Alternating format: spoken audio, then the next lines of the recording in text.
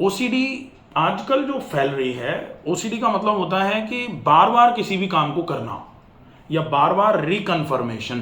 रिकन्फर्मेशन का मतलब चीज़ें हमको कंफर्म करने की ज़रूरत पड़ रही है, लेकिन कितनी बार कंफर्म करें। अभी अभी तो एक बार कंफर्म किया था। ओसीडी के एग्जांपल्स में जैसे सबसे बड़ा एग्जांपल होता है कि कोई भी व्यक्ति घर से बाहर जा रहा है, उसने ताला लगा दिया। ताला लगाने के बाद वो चल दिया, कार के पास पहुंचा और पहुंचने के बाद उसको लगेगा पता नहीं लगाया था कि नहीं लगाया था, प्रॉपर लगा नहीं, शायद हम ऐसे ही लटका के आ गए। फिर जाएगा, लौट के आएगा, देखेगा लगा हुआ है, लगा हुआ देख के चाबी घुमा घूम के फिर खींच तान के देख लेगा। उसके बाद फिर जाएगा वापस, और जब वापस कार में बैठ जाएगा तो उसको फिर लगेगा यार हम तो जा रहे हैं, पता नहीं कोई चोरी कर ले जाए, लगाया कि नहीं लगाया। फिर जाके बैठ जाएगा, फिर उसको कंफर्म करेगा। और ये रिकन्फर्मेशन की जो आदत है, इसी को बोला जाता है ऑब्सेसिव कंपल्सन। मतलब बार बार ऑब्सेशंस हो रहे हैं किसी भी एक काम को करने के, और वो ऑब्सेशंस अगर आ रहे हैं तो इन ऑब्सेशंस का, अब ये एक ताले का हो गया। सामान्य तौर पर पहले हमारे पास भी बहुत सारे लोग आते हैं कि जैसे मोशन गए, उसके बाद हाथ धोना, सबको पता है हाथ धोते ही हैं सब लोग, लेकिन कितनी बार धोते हैं? एक बार साबुन से धो लिए, लगा के पूरे तरीके से साफ नहीं हुआ, भाई ठीक है गंदगी थी, साफ किया हाथ से, उसके बाद हम दोबारा चलो साफ कर लेते हैं, दूसरी बार धो लिए। लेकिन इतनी बार हाथ धोना कि हाथ में छाले कर लेना, हाथ लाल हो जाएं, हाथ की उंगलियां फूटी जाएं बिल्कुल रगड़ रगड़ के, तब उसको बोला जाता है ओसीडी। ठीक होने का सिर्फ एक ही तरीका है, रिकन्फर्मेशन। रिकन्फर्मेशन मतलब कंप्लीट नॉलेज। हम जैसे एक सिंपल सी प्रॉब्लम हुआ करती थी, जब हम एग्ज़ाम देने जाते थे तो हमने कोई भी चीज़ पूरी लिख दी, लिखने के बाद हम उसको रिकन्फर्म करते थे कि पूरा हो गया, 10 मिनट का टाइम बचा है, पूरे फाइल को एक बार दोबारा देख लेते हैं, पूरी आंसर शीट को अब पूरा देख रहे हैं दोबारा।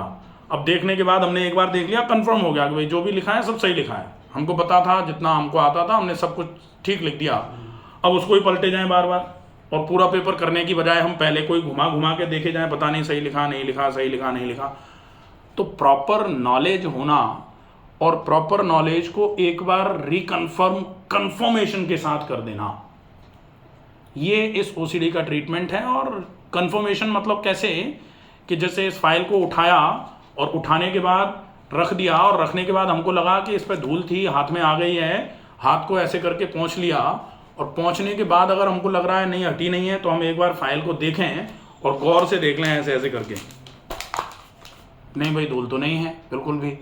अब अगर नहीं है तो फिर हम इस चीज़ को एक बार नोट पॉइंट पे भी डाल दें, क्योंकि ओसीडी का मतलब केवल ये नहीं है कि फाइल को छूने से या हाथ पोंछना या हाथ धोना या ताला बार बार देखने जाना। रिपीटेशन ऑफ एनीथिंग, जो भी हम बार बार करने की आदत हमारी हो गई है।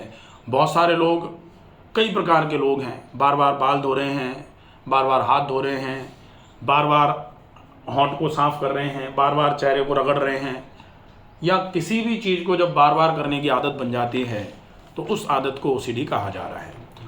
ओसीडी के ट्रीटमेंट्स में और कोई ट्रीटमेंट काम में आने वाला है नहीं।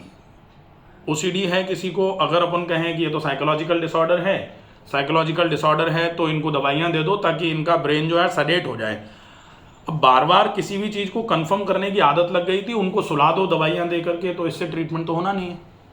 हाँ, तो फिर प्रॉपर नॉलेज, जिसके बारे में हम बार बार करके परेशान हो रहे थे, उसके बारे में एक बार पूरी नॉलेज आ जाए, उस प्रॉपर नॉलेज का आना ही इस ओसीडी का परमानेंट सॉल्यूशन है। और उस प्रॉपर नॉलेज के लिए कंफर्मेशन ब्रेन पर पहुँचे, इसके लिए बहुत ज़रूरी है कि आपकी बॉडी पूरी की पूरी एक्टिव हो।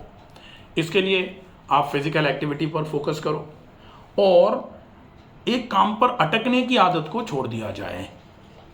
सामान्य तौर पर मेल को लेकर के अगर बात करी जाए तो बहुत सारे काम हैं जिसको लेकर के ओसीडी जैसा फील होता है लोगों को।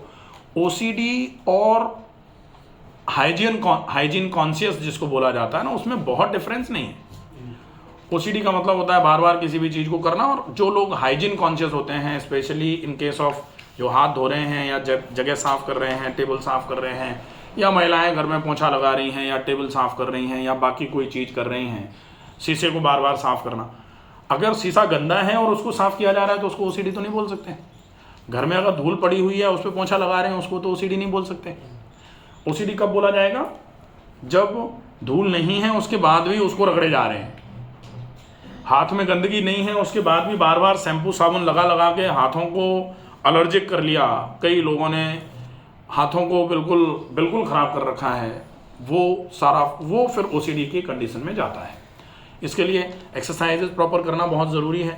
अच्छा, डाइट, क्योंकि कहा जाता है कि what you eat it reflects on your mind, आप जैसा खाते हैं वैसा ही आपके मन पर रिफ्लेक्ट करता है वो, और इसीलिए पुराने समय में कहा जाता था कि जैसा खाएं अन्न वैसा हो मन, जैसा खाते हैं वैसा ही मन होता है। तो हमको हेल्दी फूड लेना चाहिए, बिल्कुल बढ़िया भोजन करें, उस भोजन को पचाने का भी ध्यान रखें, क्योंकि ऐसा नहीं है कि ये साइकोलॉजिकल प्रॉब्लम है तो इसमें खाने पीने में तो कुछ भी खाओ पियो चलेगा। तो अच्छा खाना, प्रॉपर एक्सरसाइजेस, अच्छी लाइफस्टाइल, स्ट्रेस से फ्री रहना है। स्ट्रेस अगर ज़्यादा रहेगा तो भी किसी भी टाइप की साइकोलॉजिकल प्रॉब्लम आने के लिए वो रेस्पॉन्सिबल फैक्टर माना जाता है। तो कोशिश करें कि स्ट्रेस भी ना रहे, और अगर थोड़ा बहुत स्ट्रेस जैसे लाइफस्टाइल का हिस्सा है, तनाव सबको रहता है, तो उस तनाव के प्रबंधन के लिए, स्ट्रेस मैनेजमेंट के लिए जो चीज़ें बहुत ज़रूरी हैं उनका फॉलोअप करना चालू कर दिया जाए। धीरे धीरे करके ये सारी चीज़ें ठीक होना चालू हो जाती हैं। ये कोई बहुत बड़ी समस्या नहीं है, ठीक है।